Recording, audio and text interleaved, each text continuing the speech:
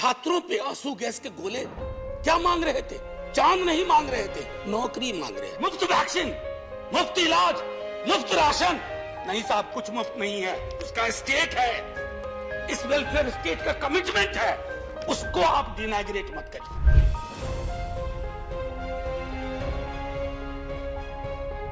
अब इंडिया बनने के बाद पहला रिएक्शन प्रधानमंत्री जी का देखिए, इंडियन मुजाहिदीन नहीं चला।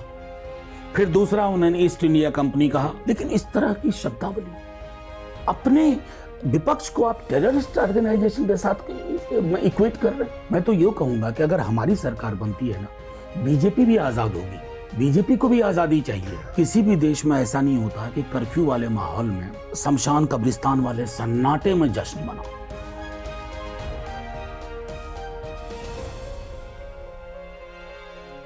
आजकल भारत की राजनीति में एक खालीपन की बात बार बार कही जाती है। वो खालीपन है अच्छे वक्ताओं की कमी, तार्किक तरीके से, तथ्यात्मक तरीके से अपनी बात रख पाने की कमी, खासकर संसद में, विधानसभाओं में। इस खालीपन के बीच में कुछ ऐसे लोग हैं जो अपनी इसी प्रतिभा के कारण बहुत ज़्यादा चर्चित हैं, अपनी भाषण क्षमता की वजह से लगातार वायरल हो जाते हैं, अपने तीखे सवालों की वजह से सरकार की निगाहों में रहते हैं, विचारधारा के स्तर पर बहुत अडिग रहते हुए अपनी बात को कहने वाले एक नेता हैं मनोज कुमार झा। बहुत बहुत स्वागत है। बहुत बहुत शुक्रिया। राष्ट्रीय जनता दल जो पार्टी है, कैसे इस पार्टी के साथ, इस विचार के साथ एसोसिएट हुए, और सिर्फ एसोसिएट ही नहीं हुए हैं, आज की तारीख में सामाजिक न्याय और ये जो मुद्दे हैं उसको मनोज झा बाकी किसी भी नेता से ज़्यादा मुखर तरीके से रख पा रहे हैं। जब सार्वजनिक जीवन में मेरी आने की इच्छा हुई तो मुझे इस दल के अलावा अपने राज्य में कोई भी विकल्प प्रीतिकर नहीं लगा, कोई भी विकल्प मुझको लुभावना नहीं लगा। मेरी पृष्ठभूमि एक खास वजह से थी, मेरा परिवार में जन्म हुआ, लेकिन वो पृष्ठभूमि मेरे वैचारिक आधार को शक्ल दे, ये उचित नहीं है। धर्म को लेकर के, जाति को लेकर के मेरी अलग मान्यता है, लेकिन मैं हमेशा तराजू में तौलूंगा कि मेरा संविधान किन मान्यताओं को उच्चतर सीढ़ी पे रखता है। ज़्यादा जो झुकाव और जुड़ाव रहा वो वामपंथी आंदोलनों से था। देखिए, वो क्या था? ये कारण बताता हूँ। समाजवाद जब मैं कहता हूँ तो मैं आज की डेट में आपको कहूँ कि ग्रामशी को अगर आप देखेंगे तो बड़ा फ़र्क मुश्किल हो जाएगा करना कि वो मार्क्सिस्ट थे या सोशलिस्ट थे। कई तरह की चीज़ें हैं। जिस वक्त मैं बिहार में पढ़ रहा था जी, उस वक्त वामपंथी छात्र संगठन बहुत सक्रिय थे, बाकी में वो सक्रियता नहीं थी। तो जाहिर तौर पर आपके पास रुझान के लिए एक विकल्प उपलब्ध था, और उस विकल्प के साथ मेरे जब मैं निकला भी उस विकल्प से तो किसी बिटर नोट पे नहीं निकला। छात्र आंदोलन के बाद मैंने राजनीति से अपने आप को दूर कर लिया। मसलन बहुत जल्द मैं शिक्षक बन गया जामिया में 94 में। मेरी उम्र 26.5 साल की थी, तो मैंने कहा अब मैं छात्र आंदोलन में नहीं रहूँगा। I.N.D.I.A ऐसे बोलना है, इंडिया नहीं बोलना है। तो ये आप लोगों ने सुना? ये नहीं, मैंने बिल्कुल सुना। बल्कि आपको यकीन बताऊं, जब हम इस नाम पे चर्चा कर रहे थे तो हमने कहा था कि देखो ये लोग इसके बीच में डॉट लगाएंगे और दे प्रूव्ड अस राइट। मैंने एक अखबार देखा, उसने तो मास्ट में लगाया I.N.D, मतलब हिंदी का अखबार, दैनिक जागरण की बात है। दैनिक जागरण, कितनी मेहनत की उन्होंने, और फिर भी जब लोग उसको पढ़ते हैं तो इंडिया ही पढ़ते हैं। हमें ये भी पता था, इंडिया नाम रखा, ये भारत पकड़ेंगे। उसी दिन ये निर्णय हुआ था कि हमारा टैगलाइन होगा, जुड़ेगा भारत, जीतेगा इंडिया। अब इंडिया बनने के बाद पहला रिएक्शन प्रधानमंत्री जी का देखिए, इंडियन मुजाहिदीन नहीं चला। फिर दूसरा उन्होंने ईस्ट इंडिया कंपनी कहा, वो भी नहीं चला। फिर उन्होंने घमंडिया, जो कि मैंने कई बीजेपी के सांसदों को भी कहा कि ये शब्दकोश में शब्द ही नहीं है। अब हमारे नाम में तो जीतेगा, जुड़ेगा भारत, जीतेगा इंडिया भी है। अब अगर भारत को भी किसी प्रधानमंत्री ने इनसे पूर्व अपने विपक्ष के लिए उपहास और नफरत की इस तरह की शब्दावली का इस्तेमाल नहीं किया, अपने विपक्ष को आप टेररिस्ट ऑर्गेनाइजेशन के साथ इक्वेट कर रहे हैं। ये फिर से वही बात आ गई कि विपक्ष कुछ सामने ले आता है और फिर प्रधानमंत्री और उनका पूरा जो मैकेनिज्म है वो एक तरह का परसेप्शन और डाइवर्जन, कई सारी चीज़ें एक साथ शुरू कर देते हैं। तो ये इंडिया दैट इज़ भारत और ये नाम की भी जो जुमलेबाजी है, ये विपक्ष ने नहीं किया, विपक्ष ने अपना नाम रखा, प्रधानमंत्री जी को नागवार गुजरा तो उनको पॉलिटिकली इसको रिस्पॉन्ड करना चाहिए था, चुप रह जाते। अरे अलायंस ही तो है, भारतवर्ष में तो आप भी हैं जी, इंडिया में आप भी हैं, लेकिन आप एक नाम के पीछे आपको इसने, मैं एक तरह से अंग्रेजी में वो शब्द है रैटल्ड, ये हताश हो गए। और हताशा में जब मणिपुर पे हमने बात की, हंसते रहे पौने 2 घंटे तक। पौने 2 घंटे के बाद आपने भूल जाइए आप अपने को, मुझको। टेलीविजन सेट्स के सामने जो कुकी माइती फैमिली अब चूराचंदपुर में, इम्फाल में, मोरंग में बैठी होगी, उनको क्या लगा होगा ये हमारे प्रधानमंत्री, देश के प्रधानमंत्री, ये हमारी पीड़ा को ऐसे रिडिक्यूल कर रहे हैं। चिंता मुझे प्रधानमंत्री जी की भी है, क्योंकि प्रधानमंत्री जी आप इतिहास में ऐसे ना जाएं कि बाद में। पदाधिकारियों के बहुत सारे ग्रुप्स तो बन गए हैं, लेकिन एग्जैक्ट कौन कोऑर्डिनेट करेगा टॉप पोजीशन पे सेक्रेटरीट के, कौन होगा वो नहीं स्पष्ट है। कुछ चीजें, कुछ गांठें हैं अभी। देखिए, अगर थोड़ी बहुत गांठ नहीं होती ना, तो हम सब एक दल होते। हम एक दल नहीं हैं, अलग अलग दल हैं। जैसे देश की विभिन्नता है, भाषा को लेकर, धर्म को लेकर के, क्षेत्र को लेकर के, उसी तरह हमारे बीच विभिन्नता है। लेकिन हमारी पूरी कोशिश हो रही है कि आपसी विभिन्नताओं के बीच में एक ऐसी पगडंडी तलाशी जाए जो पगडंडी सबको जोड़ती हो। सीट शेयरिंग कभी भी इजी विषय नहीं रहा, तो आसान नहीं है। लेकिन उसमें भी जितने भी वरिष्ठ नेता हैं, उन्होंने सुझाया कि राज्य के स्तर पर हम वहां के डायनामिक्स को देखते हुए इसको रिजॉल्व करेंगे।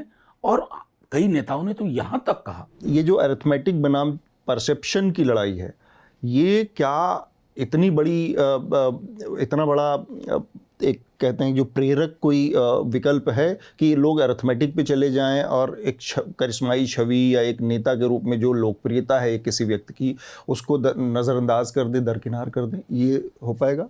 देखिए, मैं आपको कहूं कि अंगणित हमें पास नहीं लाया। मैं थोड़ा डिफर कर रहा हूं आपसे। अच्छा, 24 का चुनाव सांस लेने का चुनाव, माफ करिएगा, ये सिर्फ सरकार बदलने का चुनाव है नहीं, ब्रीदिंग स्पेस है या नहीं। आप बोल करके जेल जाने से बच जाएंगे क्या? संसद और विधानसभाएं इस प्रकार चलेंगी?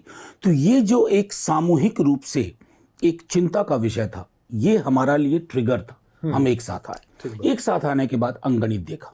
लेकिन हम ये जानते हैं कि जिनसे हमारी लड़ाई है, संघर्ष है, जिनके खिलाफ हमको विकल्प देना है, मैं करिश्माई से ज़्यादा उन व्यक्ति विशेष को मानता हूँ कि वो, यहाँ पर प्रॉब्लम ऑफ प्लेंटी है। बहुत सारे नेता हैं, तो बहुत सारे लोगों के होने का एक कहावत है भोजपुरी में और देसी कहावत है कि ज़्यादा जोगी मठ उजाड़ वाली हालत हो जाती है। लेकिन कल्पना कीजिए कि एक जोगी है एक मठ में और कोई है ही नहीं। हाँ, वो भी बड़ी परेशानी की समस्या है। अकेला जोगी मठ में भूत की तरह टहल रहा है, न लोग हैं न रोशनी है।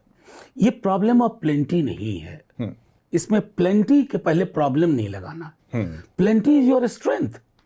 आप फर्स्ट अमॉन्ग इक्वल्स की एक लंबी कतार देख रहे हैं और दूसरी तरफ एक व्यक्ति है जिनके खिलाफ तो छोड़िए, जिनकी इजाजत के बगैर 2 लाइन से तीसरा लाइन नहीं बोल सकता कोई। तो लोकतंत्र वहां सफोकेट कर रहा है। मैं तो ये कहूंगा कि अगर हमारी सरकार बनती है ना, बीजेपी भी आजाद होगी।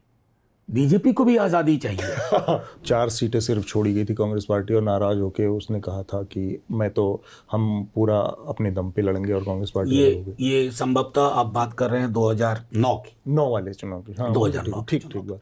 आज कितने साल बीत गए? बहुत दिन हो गए, समय भी बदल गया। 14 वर्ष समय भी बदल गया। तब तक मोदी जी अवतरित नहीं हुए थे। अच्छा, लोकतंत्र पे इतना बड़ा संकट नहीं था। उस समय हमें यह नहीं लगता था कि एक दिन ऐसा भी आएगा कि पॉलिटिकल पार्टीज को एक दूसरे से लड़ने के साथ साथ ईडी, आईटी और सीबीआई से भी लड़ना है। तो परिस्थितियां बहुत बदली हैं। तो जाहिर तौर पर मैं कह रहा हूं कि अभी कोई भी दल जब वो इंडिया गठबंधन में है ना, तो एकला चलो रे। ममता जी इस अलायंस में अभी कहाँ हैं? उनको किस तरह की उनकी दिक्कतें हैं, या क्या वो जा भी सकती हैं? कोई ऐसी संभावना? एक तो मैं, आप मुझसे नोट कर लीजिए, आज मैं ऑन रिकॉर्ड कह रहा हूँ, जो भी दल इंडिया अलायंस में शामिल है, इंडिया समूह में, उनमें से कोई कहीं नहीं जा रहा। सब ने एक सामूहिक निर्णय लिया है प्रतिज्ञा की शक्ल में। जिस दिन हम लोग का गठबंधन बना था, मेन स्ट्रीम मीडिया के साथी जब फोन करते हैं ना सुबह, तो मुझसे अच्छा नहीं सुनना चाहते हैं गठबंधन के बारे में। वो चाहते हैं मैं कुछ बुरा बताऊं ताकि मैसेज वो भिजवा पाए। पहला सवाल करते हैं नेता कौन? अब मतलब मैं कई दफा कह चुका हूँ यार, साबुन नहीं खरीद रहे हैं, शैम्पू नहीं खरीद रहे हैं कि डव बहुत दिन लगा लिया, बदलने का वक्त है, तो नया वाला साबुन कौन सा है। मुद्दों को जो भुना पाने की ताकत है वो विपक्ष के अंदर से कहीं ख़त्म सी हो गई है। शुरुआत बहुत ज़ोर शोर से विपक्ष करता है, लेकिन उसको उसके लॉजिकल कंक्लूजन तक नहीं ले जा पाता। जिस लॉन्ग फॉर्म इंटरव्यू में आप मुझसे बात कर रहे हैं, मेनस्ट्रीम मीडिया का चैनल मुझसे बात नहीं करेगा, और करेगा भी तो चलाएगा नहीं। मीडिया नैरेटिव सेट करता था। अडानी जैसा स्कैम रफाइल होता है, इसमें से एक भी शब्द मीडिया ने नहीं लिया, मेनस्ट्रीम मीडिया ने नहीं लिया, तो एक बड़ा आधार हमारा वहां खोता है। मैं समझ रहा हूं कि 10 वर्षों में इस देश की सिर्फ फिजा नहीं बदली, हमारी पूरी की पूरी इंस्टीट्यूशनल हमारा स्ट्रक्चर बदल गया। इंस्टीट्यूशनल स्ट्रक्चर जब हम अप्रोचेबल नहीं रहता है, मीडिया अप्रोचेबल नहीं है, तो हमारी लड़ाई मुश्किल हो गई है। प्रधानमंत्री जी के बारे में ही कहा जाता है कि बहुत सोच समझ के और बहुत विचार करके, बहुत लंबी दूरी की बातें प्लान करके करते हैं, तो हो सकता है इस सब के पीछे भी कोई बहुत लंबा प्लान उन्होंने नहीं, मुझको लगता है प्रधानमंत्री जी के जो सलाहकार इन दिनों हैं, या तो उन्होंने तय कर रखा है कि प्रधानमंत्री जी का नाम डुबो देंगे, वो उनके भाषणों में भी उसी तरह का भाषण लिखने लगे हैं जिससे प्रधानमंत्री जी की छवि खराब होती है। वो जिस तरह के शब्द उनके मुंह में डालने लगे हैं, उससे एक तो प्रधानमंत्री जी कंफर्टेबल नहीं रहते हैं और उससे उनकी गरिमा गिरती है। तो मैं समझता हूं कि कोई इनर सर्किल में है जो प्रधानमंत्री जी को, ये बंद वाला कल्चर बहुत तेजी से पॉपुलर हो गया है, G20 के इर्द गिर्द भी है। तो एक तो G20 पर आपकी प्रतिक्रिया जो पूरा दिख रहा है चारों तरफ, हर चौराहे पर उन्हीं की तस्वीर और उन्हीं के कटआउट्स दिखते हैं।